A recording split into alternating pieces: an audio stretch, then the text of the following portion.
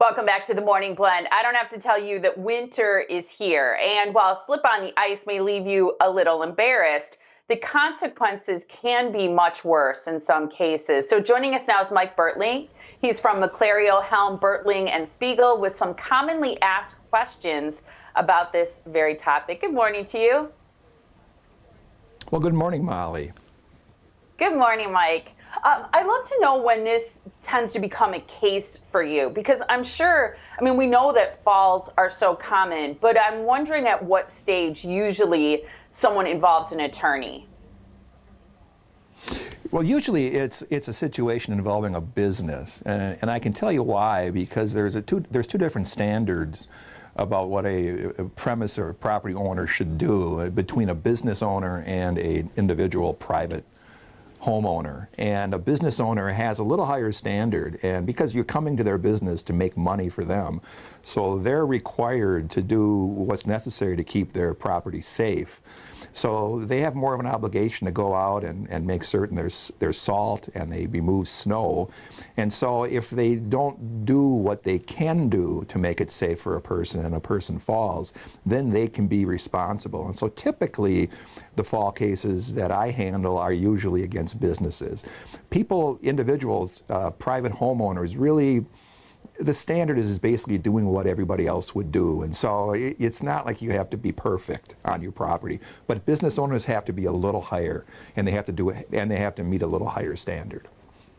That makes sense. And you make such a good point about the fact that you've been invited to patronize their business because they're trying to make money. I wonder, in most cases where there's a slip, a fall, and an injury at a business, is it almost always the business's responsibility? They're not automatically responsible. Basically, they're supposed to do what is reasonably necessary to keep it safe. So, if they have a icing event that just occurs because the temperature drops and it was raining out, they have to get out there eventually and pay attention. But if somebody fell right away, they wouldn't be found liable for that. And the other side of the coin is when the individual falls, a person walking through a parking lot too in the winter. We live in Wisconsin. We know there's ice and snow, and you got to watch out for that too. So you have to take care of things for yourself. But typically, if a business owner doesn't do what is reasonably possible to do, then they can be found liable for that fall. I always think it's important if something bad happens, like let's say a car accident, knowing what to do is so helpful in keeping people calm in sort of a difficult situation. So if you fall, right, what should you do? Who should you tell? Well, the first thing is everybody wants to look around and see if anybody saw them fall because they're embarrassed, and then they want to pop up and just kind of get out of there.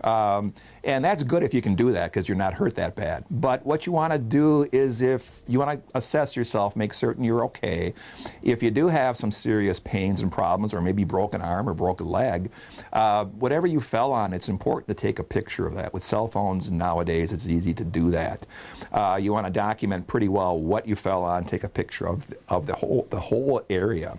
Then you want to make certain that somebody tells the business owner that you fell and where you fell, because they're going to want to fill out an accident report. And I have a lot of clients over the years, they're going out to their car after being somewhere, they fall, they're embarrassed, they hurt, but they're not that bad at that point, and they get in the car and drive away and go home and find out later they've got some real problems. Then they come back later and say, well, I fell on your property, and that can be a little dicey, because then there's a question about, did they really fall on the property? So it's a good thing to report that right away. Yeah, documentation seems so important anytime in a case like this, but I think you make such a good point. You're not thinking about that. You're thinking about, it's cold out, I want to go home, I'm in pain. So I understand why that's complicated in some cases. What types of injuries? Because you mentioned a broken arm. I would think wrist and hand injuries would be among some of the most common injuries. Right, you're right. Wrist, hand, elbows, shoulders. Person lands on their arm and jams their shoulder. I've a lot of broken feet, a lot of broken ankles, tibias. A lot of extremity bone issues. And a person also, I mean, they can flip up in the air and land on their back and really wrench their back. That can be a bad one too, and that can lead to some surgeries and some real problems down the road. So it's important to keep track of these things and pay attention and not just kind of brush it off and hope everything's going to be okay in a few days. Just real quick, Mike, how long does someone have to report an injury? Well, you have 3 years in Wisconsin to start a lawsuit after you fall. And that's starting a lawsuit in court. But reporting an injury to a property owner, a business owner, probably should be done right away. Each minute that goes by, each hour that goes by, things change. It might snow more, it might melt, who knows? And, it becomes harder and harder to really document the scene as it was when you fell. So you should report it right away to the business owner. Such important information, Mike. Thank you so much for sharing all that with us. Well, you're welcome. And Happy New Year to you. Happy New Year to you, too.